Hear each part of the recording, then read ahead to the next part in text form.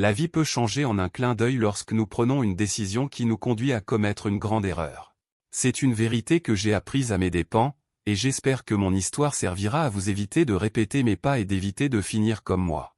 Tout a commencé le premier jour de mon nouveau travail en tant qu'assistant en marketing digital. J'avais 30 ans, un âge où l'on devrait déjà avoir une certaine clarté sur beaucoup de choses, une maison, une belle épouse, quelques enfants ou peut-être un chien pour vous tenir compagnie dans les moments de solitude.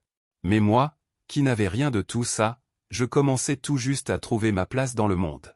C'est précisément pour cela que j'étais excité et un peu nerveux lorsque je suis arrivé au bureau d'Elysium Marketing, l'une des entreprises les plus importantes du pays dans le secteur. Ils ont été les seuls à décider de me donner une chance, même si je n'avais pas d'expérience de travail correspondant à mon âge. C'est là que j'ai rencontré Maël, le directeur marketing et mon supérieur direct, un homme d'environ 45 ans, grand et avec un air d'autorité qui exigeait le respect. Il a été très courtois lors de notre première rencontre, expliquant mes responsabilités et me souhaitant la bienvenue chaleureusement dans l'équipe. Tout semblait parfait. J'ai senti que la vie me souriait pour la première fois et que, malgré le sentiment d'être stagnant et de prendre du retard par rapport à mes pairs, je faisais le premier pas pour changer cette réalité vers quelque chose de plus satisfaisant. Mais c'est alors que je l'ai vue pour la première fois. Éléonore, la femme de Maël, était une femme d'une beauté éblouissante, avec un charisme qui a immédiatement attiré mon attention. « J'espère que tu as passé une excellente première journée, dit-elle avec un sourire qui semblait faire fondre la glace la plus froide. Éléonore était imposante et attirait l'attention de tous quand elle passait, même si elle ne travaillait pas là et n'apparaissait que de temps en temps pour rendre visite.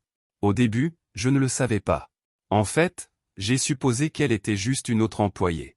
Quoi qu'il en soit, mes yeux ne voyaient qu'une femme incroyablement attirante qui me lançait des regards de séduction et un sourire qui faisait parcourir une décharge électrique dans tout mon corps.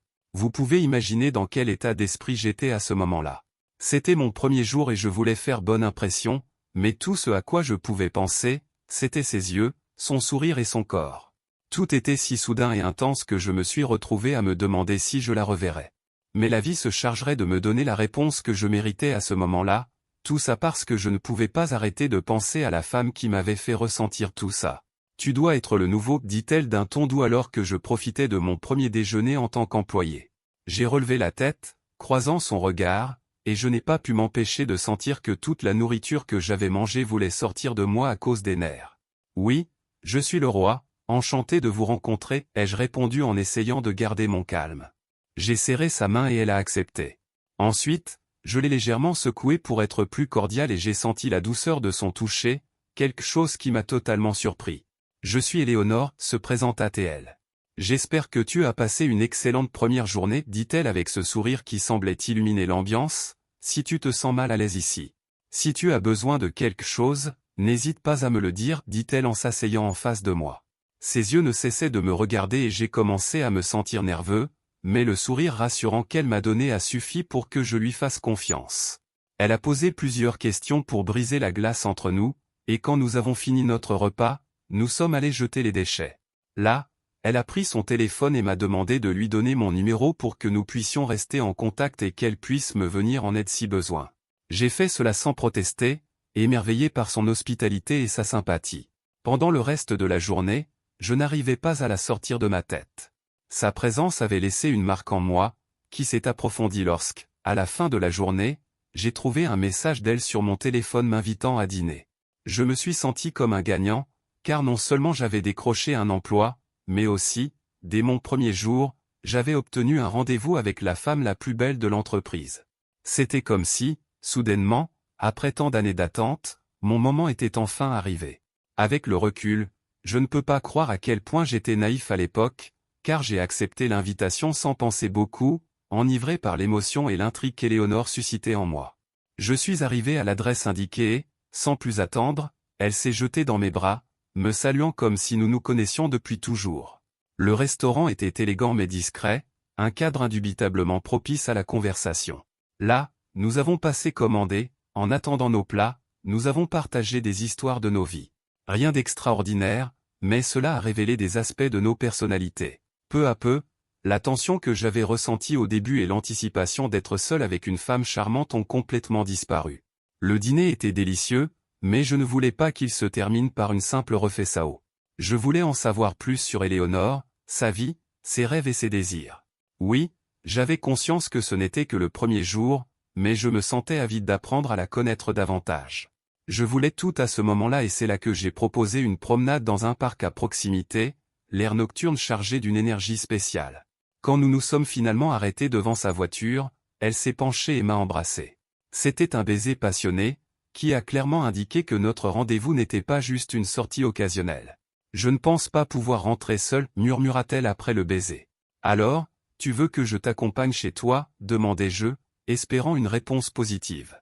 Ici, les détails deviennent superflus, car après sa réponse affirmative, la seule chose qui m'importait était de savoir où garer la voiture. Alors que nous nous réchauffions, le matin suivant, je suis arrivé au bureau avec un sourire que je ne pouvais pas cacher. J'étais littéralement sur un nuage, car je ne pouvais pas croire ma chance à 30 ans, j'avais déjà un emploi, une femme et bientôt j'achèterais une maison pour qu'Éléonore et moi puissions y vivre ensemble. Cependant, ce sourire a rapidement disparu lorsque j'ai vu Éléonore entrer dans le bureau en tenant la main de Maël. Tous deux semblaient heureux, comme ces couples sur les cartes postales qui rayonnent de bonheur. Alors, je me suis pincé pour être sûr que je n'étais pas dans un cauchemar. À ce moment-là, les gens ont commencé à murmurer, l'appelant Madame, accompagné du nom de famille de Maël. Tout à coup, tout s'est enclenché, Éléonore était la femme de Maël, mon chef. Je ne peux pas mentir, à cet instant, j'avais littéralement peur pour ma vie. Je ressentais de la déception et de la tristesse, mais aussi un mélange de culpabilité, de honte et de peur. La question que je me posais le plus était, qu'avais-je fait? Comment avais-je pu commettre une erreur aussi stupide le premier jour de travail? Et, surtout, comment Éléonore avait-elle pu faire ça à son mari, en s'impliquant avec quelqu'un qui venait tout juste de commencer dans l'entreprise? Je ressentais de la colère. Les jours suivants, j'ai essayé d'éviter Éléonore à tout prix. Mes collègues chuchotaient sur le sujet, commentant qu'il était étrange de voir la femme du patron au bureau tous les jours. Je ne pouvais m'empêcher de remarquer le regard d'Éléonore posé sur moi tout le temps. Résistant à l'envie de lui rendre le regard, j'ai décidé que je devais me concentrer sur mon travail et oublier ce qui s'était passé. Seule elle et moi savions ce qui s'était passé la nuit précédente. Mais elle avait d'autres plans, bien différents. Éléonore me cherchait, m'envoyait des messages et parvenait à nous trouver seuls à plusieurs reprises. Le roi, je ne peux pas m'empêcher de penser à toi, m'a-t-elle dit une fois, avec un regard qui aurait fait fondre n'importe qui. J'étais toujours un homme amoureux d'elle, donc c'était difficile de résister à la tentation de faire ce qu'elle voulait. Éléonore, c'est mal, ai-je dit, même si ce que je voulais le plus était d'être à nouveau dans ses bras. Pourquoi est-ce mal si je me sens bien avec toi, répondit-elle. Parce que tu es mariée, en plus de ça, tu es ma patronne. Nous ne pouvons pas faire ça, ai-je essayé d'argumenter. Elle a laissé échapper un soupir dramatique puis m'a enlacé, sans craindre d'être surprise dans une situation aussi compromettante. Tu ne comprends pas, murmura-t-elle, mon mariage avec Maël n'est pas ce qu'il semble être. Je suis prise dans une relation sans amour. Avec toi, pour la première fois depuis des années, je ressens quelque chose de vrai. À ce moment-là, je ne savais pas quoi penser. J'étais attiré par elle d'une manière spéciale, mais je ne pouvais pas ignorer le fait qu'elle m'avait menti sur sa situation. Éléonore ne m'avait pas dit qu'elle était mariée, et cela pouvait être considéré comme une trahison. Mais alors elle a commencé à pleurer, et toute résistance que j'avais a simplement cédé.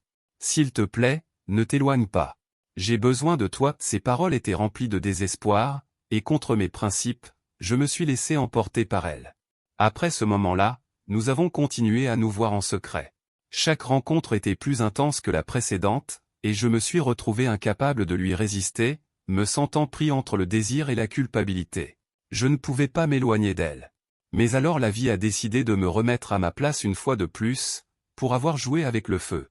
Le roi, je suis enceinte, dit Éléonore, annonçant la nouvelle comme s'il s'agissait d'un commentaire ordinaire. Et avant que tu ne demandes, le bébé est le tien, assura-t-elle. Je ne suis plus avec Maël depuis des mois, je te le promets. À ce moment-là, mon monde s'est arrêté. J'avais l'impression que le sol se dérobait sous mes pieds. Je ne savais pas quoi faire ou dire. Mon esprit était une contradiction vivante, car d'un côté, j'étais excité à l'idée d'être père, mais de l'autre, la situation était extrêmement compliquée. Mais, d'un autre côté, je savais que cela signifiait la fin de ma carrière et peut-être quelque chose de bien pire. Pour ne pas prolonger l'histoire, je dirais qu'un mois plus tard, Maël, mon chef, a tout découvert. Je ne sais pas comment, Mais il l'a su, et je l'ai découvert de la pire façon possible. Un après-midi, il m'a appelé dans son bureau. Son regard était froid et rempli de colère contenue. « Je sais ce que tu as fait avec ma femme, dit-il sans attendre de formalité.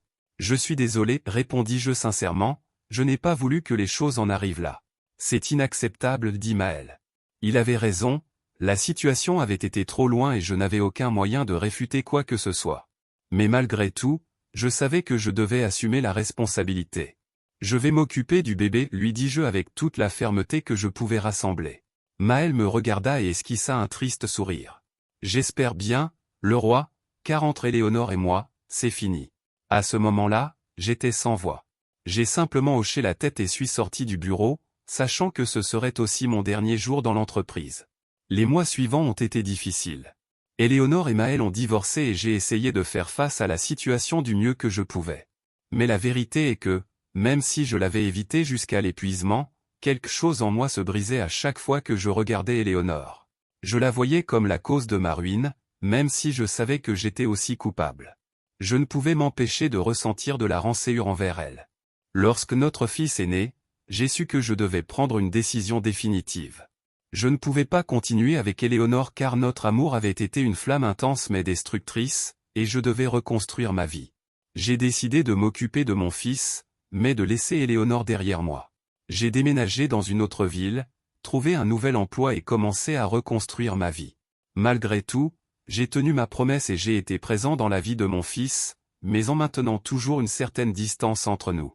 La vie peut changer en un clin d'œil, et même si cette expérience a été douloureuse et pleine de regrets, elle m'a aussi beaucoup appris sur moi-même et sur les conséquences de nos actions.